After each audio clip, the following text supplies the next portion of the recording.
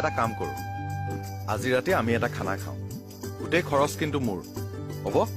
এ মজা হেৰি সব খৰচ আপোনাৰ এই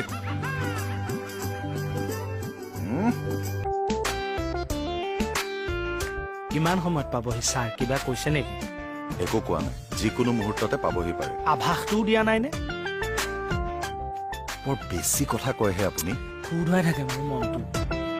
বেছি স্মাৰ্ট দেখুৱাব নালাগে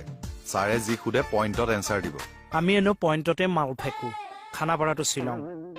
কি খানাপাৰাটো পইণ্ট টু পইণ্ট নিজে যাওঁ নে পঠিয়াই দিব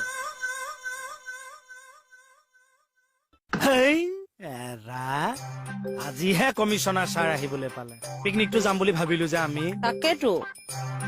কমিশনাৰ ছাৰকো লৈ যাওঁ নে কি লগত সেইজনা যাব জোৰ কৰি চাওঁ মাছ মাংসৰ লগতে ফাইল কেইটাও লৈ যাম খানাও খাম থানাৰ কামো কৰিম ছাৰ নাযাব নি মানুহজন ফূৰ্তিবাজ বুলি শুনিছো কিন্তু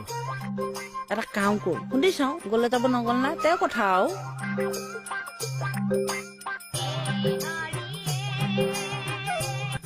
কমিশনাৰ ছাৰে ফোন চোন কৰিছে নেকি নাই